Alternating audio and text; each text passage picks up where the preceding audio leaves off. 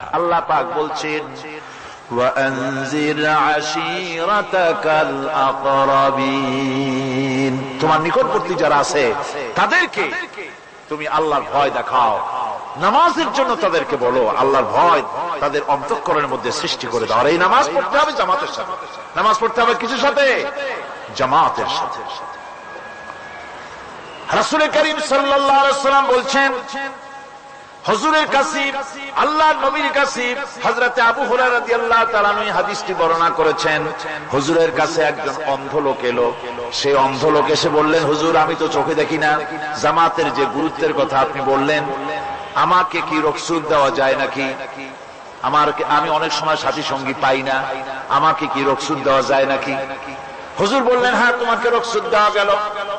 অন্ধ যখন হেঁটে যাচ্ছিলেন, নবীজি তাকে আবার ডাকলেন, ডেকে জিজ্ঞেস করলেন, অন্ধ নামাজের মসজিদের আজান কি তোমার কানে যায়? বলে, হ্যাঁ আমি আজান শুনি। হুজুর বললেন, আজানের জবাব দিবা, মসজিদে এসে জামাতে নামাজ পড়বা। একজন অন্ধকে রুখসত দেওয়া হয় নাই। মসজিদে আজান শোনার পর ঘরে বসে যদি নামাজ আদায় করেন, নামাজের হক আদায় হবে না। হুজুর সাল্লাল্লাহু আলাইহি ওয়াসাল্লাম বলেছেন, মসজিদে আজান হওয়ার পর যে ব্যক্তি ঘরে বসে নামাজ পড়ে, আমার ইচ্ছা হয় ঘরটা আগুন দিয়ে জ্বালায় দেই। কে বলতেছেন? রাহমাতুল লিল আলামিন, রাহমাতুল লিল আলামিন বলতেছেন। ঘরের মধ্যে যদি মেয়ে লোক আর বাচ্চারা যদি না থাকতো, তাহলে আমার ইচ্ছা হয় আমি বলি আগুন দিয়ে ঘরটারে জ্বালায় দাও। এই ঘরের মহব্বতেই তো সে বাইর হয় না। নামাজের এত বড় গুরুত্ব দেওয়া হয়েছে। আমার বন্ধুগণ, এই নামাজের জামাতি আল্লাহর নবী জীবনের শেষ নামাজ জামাতে আদায় করেছেন। জীবনের শেষ নামাজটাও জামাতে আদায় করলেন। তখন তার এমন অবস্থা, এত অসুস্থ, দাঁড়াতে পারেন না, হাঁটতে পারেন না।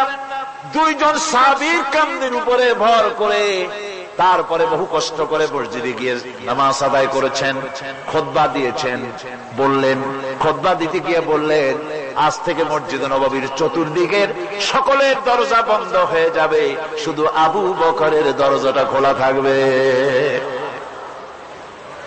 আল্লাহর নবী বললেন, আল্লাহ রাব্বুল আলামিন এই পৃথিবীতে তার এক বান্দাকে জাগতিক সব সম্পদ দিতে চেয়েছিলেন, কিন্তু সে বান্দা সব জাগতিক সম্পদকে উপেক্ষা করে মাবুদের সঙ্গে দেখা করা বেশি জরুরি, বেশি পছন্দ মনে করেছেন। এতটুকুন কথা নবীজি বললেন, কেউ কিছু বুঝতো না। হযরতে আবু বকর রাদিয়াল্লাহু তাআলা আনহু হুজুরের এই কথা শুনে কাঁদতে কাঁদতে তিনি অস্থির হয়ে যাচ্ছেন। সাহাবীরা চিন্তা করলেন, হুজুর কান্না কার কথা বলেছেন, তাতে কান্নার কি আছে? বয়োবৃদ্ধ, জ্ঞান বৃদ্ধ হযরতে আবু বকর রাদিয়াল্লাহু তাআলা আনহু বুঝতে পেরেছেন, এই পৃথিবীর সব সম্পদ তো আল্লাহ হুজুরকেই দিতে চেয়েছিলেন। তিনি সমস্ত সম্পদকে উপেক্ষা করে তার মাবুদের সঙ্গে দেখা করার জন্য প্রস্তুতি নিয়েছেন। তার মানে হলো আল্লাহ নবী বিদায় হয়ে যাবেন, আমরা নবী থেকে এতিম হয়ে যাব। নবীজি ঘরের মধ্যে প্রবেশ করলেন। প্রচন্ড জ্বর এলো। এই প্রচন্ড জ্বর নিয়ে তিনি শুয়ে আছেন, কখনো বেহুশ কখনো হুশ। এর মধ্যে সারা আজান হয়ে গেল। সাহাবীরা বহুক্ষণ অপেক্ষা করে হযরত আবু বকরের ইমামতিতে নামাজ শুরু করলেন। হুজুরের হুশ এলো। প্রশ্ন করলেন, আয়েশা রে, এখন কোন সময়? হযরত আয়েশা বলেন, ইয়া রাসূলুল্লাহ, মসজিদে নববীতে নামাজ শুরু হয়ে গেছে। সাহাবীরা অনেকক্ষণ অপেক্ষা করে আমার বাবার ইমামতিতে নামাজ পড়তেছে সবাই, কিন্তু সাহাবীরা কেঁদে কেঁদে নামাজের মধ্যেই কাঁদতে কাঁদতে অস্থির হয়ে যাচ্ছে। তাদের মনের ধারণা হয়েছে নবীজির পেছনে নামাজ পড়ার কিসমত থেকে তারা মাহরুম হয়ে গেল।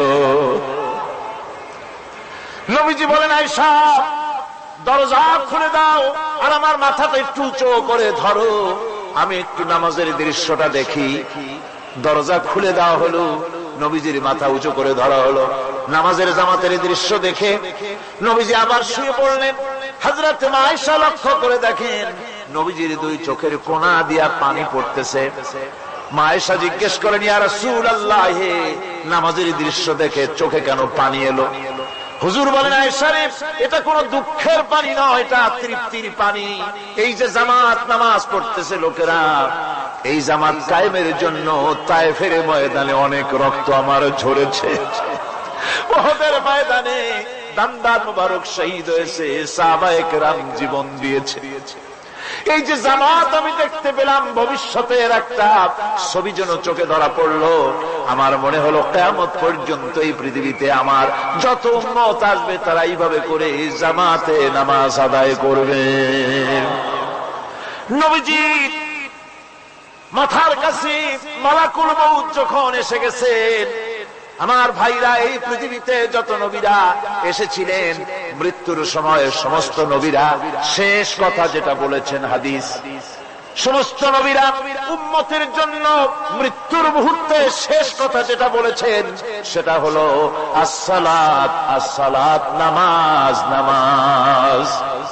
আমার নবী যখন বিদায় হয়ে যান, বিদায় মুহূর্তে মেয়ের কথা বললেন না, কলিজার টুকরা নাতির কথা বললেন না, জামাইয়ের কথা বললেন না, স্ত্রীর কথা বললেন না, মৃত্যুর সময় শেষ কথা বললেন আসসালাত, আসসালাত ওয়া মা মালাকাত আইমানুকুম, নামাজ, নামাজ, আমার উম্মতেরা নামাজ, আমার উম্মতেরা নামাজ ছেড়ে দিও না, নামাজ।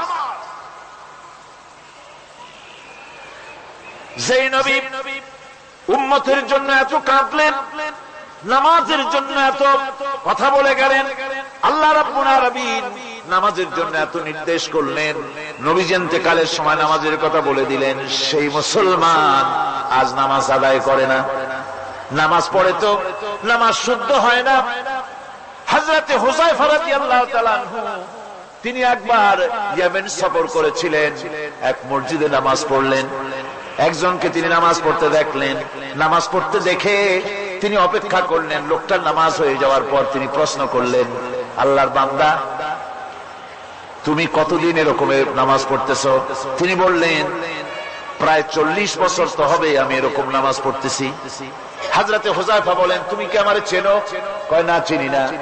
হযরত হুযায়ফা বললেন, আল্লাহর বান্দা শোনো, আমি হচ্ছি আল্লাহর নবী মুহাম্মদুর রাসূলুল্লাহ সাল্লাল্লাহু আলাইহি ওয়াসাল্লামের সাহাবী হুযায়ফা। ও আল্লাহর বান্দা, তুমি যেভাবে নামাজ পড়েছো এইরকম যদি 40 বছর নামাজ পড়ে থাকো, আল্লাহর কসম করে বলি, নবীজি যে নামাজ শিখাইছেন তোমার সে নামাজ হয় নাই, রাসূলুল্লাহ নামাজ হয় নাই, নামাজ পড়লেই হবে না। রাসূলুল্লাহ বলেছেন, সাল্লু কামা রাআইতুমুনি উসাল্লি, নামাজ পড়ো সেইভাবে যেভাবে আমার পড়তে দেখো। বিশ্বাস করুন ভাইরা, নামাজ যদি না হয়, হরতাল করিয়া, মিছিল করিয়া, বিক্ষোভ করিয়া, যে কোন আন্দোলন করে ইসলামকে বিজয়ী করা যাবে না যতক্ষণ পর্যন্ত নামাজ সহি না হবে। নামাজ হচ্ছে ফাউন্ডেশন, নামাজ নাই কিচ্ছু নাই। ঠুকঠাক করে 2টা সেজদা দিয়ে উঠে যাবেন, আপনার ইসলামী আন্দোলনের 4 পয়সার দাম নাই।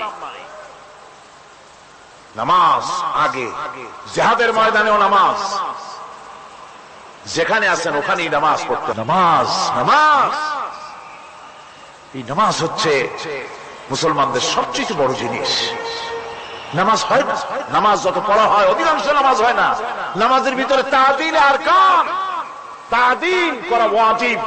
যতক্ষণ দাঁড়িয়ে থাকবেন, রুকুতে থাকবেন, যতক্ষণ দাঁড়ায় থাকবেন ততক্ষণ অন্তত এক তাসবিহ পরিমাণ তো বটেই।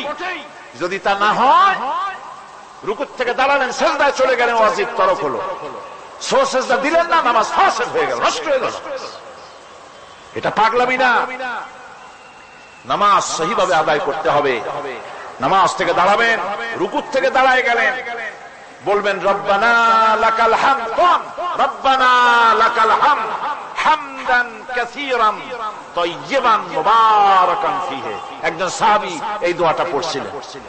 নামাজ শেষ করে আল্লাহর নবী প্রশ্ন করলেন, নামাজের ভিতরে অতিরিক্ত এই কথাগুলি কে বলেছো? সাহাবী ভয় পেয়ে গেলেন, ভয় ভয় তিনি বললেন, হুজুর আমি বলেছি। হুজুর বললেন, তুমি জানো না আমি নবী, তুমি নবী না, আমি যা দেখি তুমি দেখতে পাও না।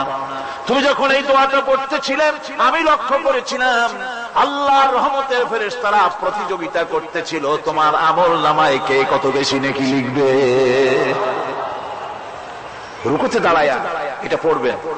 সেজদায় চলে যাবেন, দুই সেজদার মাঝখানে ততক্ষণ বসে থাকবেন যতক্ষণ একটা সেজদার ভিতরে ছিলেন। পড়বেন আল্লাহুম্মা গফিরলি ওয়ারহামনি ওয়াহদিনি ওয়াআফিনি ওয়ারযুকনি। নামাজের মধ্যে দোয়া করতেছেন, আল্লাহ আমারে ক্ষমা করে দাও। এসব দোয়া সব হুজুরের। আমাকে ক্ষমা করো, আমাকে হেদায়েত দাও, আমাকে সুস্থ করো, আমাকে রহম করো, আমাকে রিজিক দাও। সুবহানাল্লাহ। নামাজের ভিতরে দোয়া কবুলের সময়, নামাজের সেজদার ভিতরে দোয়া কবুল হয়। এইভাবে করে রাসূল করিম সাল্লাল্লাহু আলাইহি ওয়াসাল্লামের নামাজটা কেমন হাক্কানি উলামাদের কাছ থেকে জেনে নেবেন।